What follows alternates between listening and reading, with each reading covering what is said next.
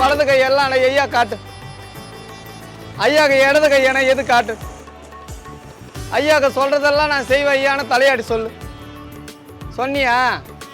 சொல்றதெல்லாம் செய்வேன் சுவாமி சொன்னியா? ஏதோ பின்னால வா பெருமாள். ஐயா கிட்ட அப்படிதான் கும்பிடுவாரு சொல்லிட்டு வந்தியா? ஏதோ கெட்ட முகத்தை காட்டு சொல்லிட்டு வா. சொல்லிட்டு வா. அப்படிதான் கும்பிடுவாருன்னு சொல்லு. ஆமாவா ஐயான்னு கேளு. அப்படிதானா?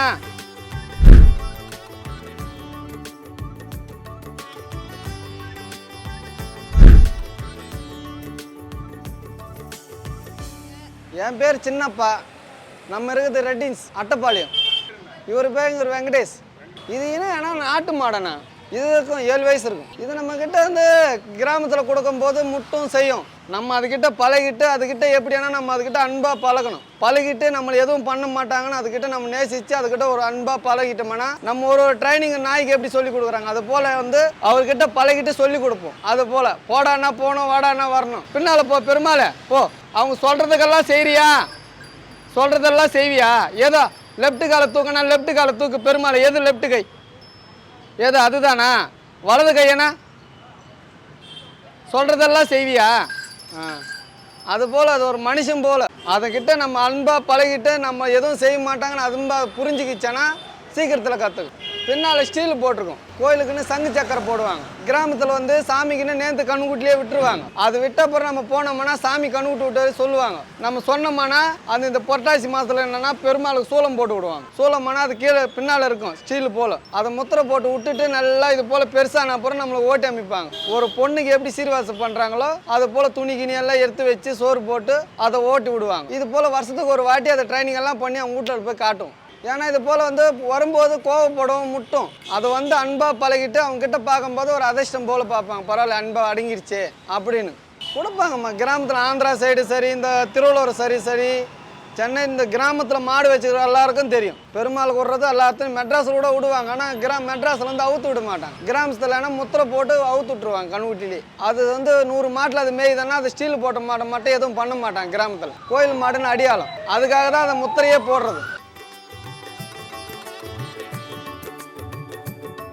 அது நம்ம சிங்காரிக்கிறதம்மா. இப்போ நம்ம துணி கண்ணா இப்போ கொல்ஸு கில்ஸு மாட்டுறல அது போல் நம்மளே தைக்கிறது. அது இது போட்டால் தான் நல்லா இருக்கும். இப்போ தைக்கிறல்ல இது போல் போட்டால் தான் அலங்காரமாக இருக்கும். இது போட்டால் தான் பும்பு மாடுன்னு சொல்லுவாங்க. இப்போ மாடு கட்ட வேண்டி ஓட்டுதுன்னா கட்ட வேண்டிய மாடு சொல்ல அது போல் இது வந்தால் தான் பும்பு மாடுன்னு சொல்லுவாங்க. அதுக்கு நம்ம வாங்கி வைப்போம். தவிடு வைக்கல் மட்டும்தான் போடுவோம்.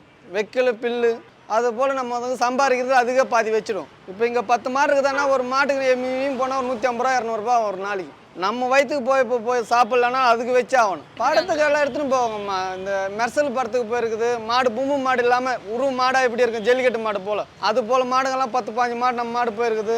சில படத்துக்கு ஷூட்டிங்கு போவோம். இந்த ஸ்கூல் ஃபங்க்ஷனுக்கு போவோம். பொங்கலுக்கு இந்த ஹோட்டலுக்கு ஃபங்க்ஷனுக்கு போவோம். எல்லாத்துக்கும் போவோம். அவங்க எது கூப்பிட்றாங்களோ அதுக்கெல்லாம் போவோம். மீன் கிடைக்கும். ஒரு நாளுக்கு போனோம்னா ஒரு 400 ரூபா.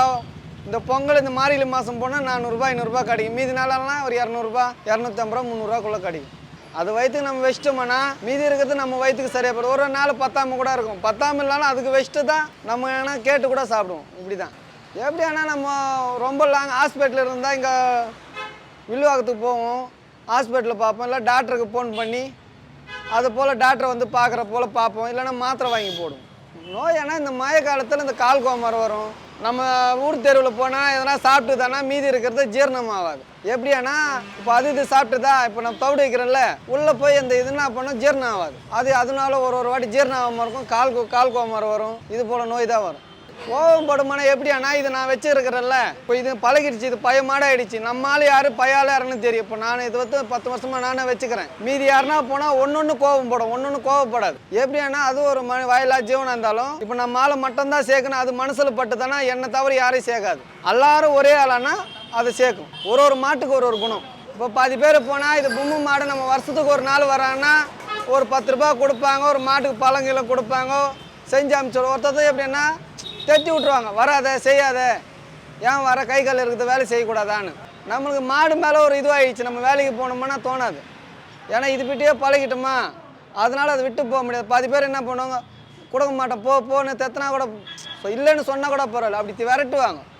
10 பேர் எப்படின்னா நம்மளை நம்பி வந்துட்டாங்க. 10 பேர் நல்ல நாள் பொங்கல் வருதுன்னா அவங்களே போகிறவங்க கூட கூப்பிட்டு 10 ரூபா கொடுப்பாங்க. அதை வச்சு தவிடு வாங்கி போடு, அதை வச்சு காப்பாற்றிக்கோ ஆன்னு கொடுப்பாங்க.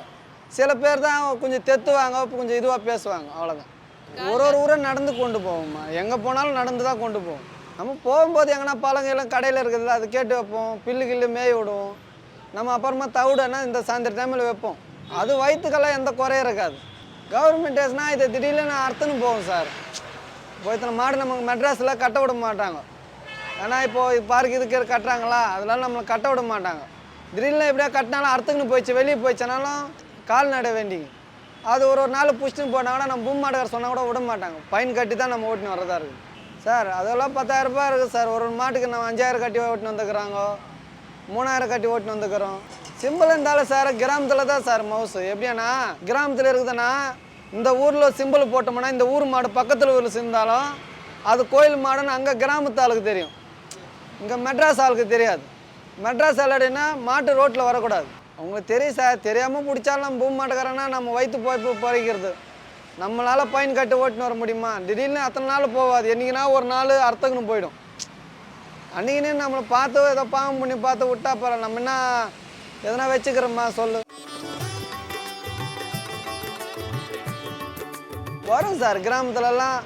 இப்போ மெட்ராஸ்லனா தேடுறது எப்படின்னா நம்ம தெரிஞ்ச பால்காரர் இருக்கிறாங்களே, அவங்ககிட்ட சொன்னால் எங்கன்னா அவங்ககிட்ட பால்கார ஃபோன் பண்ணி எங்கன்னா மாடு இருக்குதுன்னா சொல்லுவாங்க. அதை கிராமத்துலனா பயம் இல்லை. பக்கத்து ஊரில் சேர்ந்தாலும் நம்மளுக்கு வந்து சொல்லிட்டு போவாங்க. போயிட்டு ஒரு நாள் தங்கிட்டு வரும். காலையிலே போனால் நம்ம கிராமத்தில் நம்மக்கிட்ட கூட மாடு இருக்குது, இந்த மாட்டில் கூட அவுத்து விட்டால் காலையிலலாம் மேய்ஞ்சிட்டு சாயந்தரம்லாம் கரெக்டாக வந்துடும். ஒன்று போய் 2 நாள் தங்கிட்டு வரும், ஒன்று போய் பக்கத்து ஊர்லேயே அப்படியே தங்கிடும். அதோட குணம் என்னன்னு தோணுதோ அதுதான் செய்யும். அது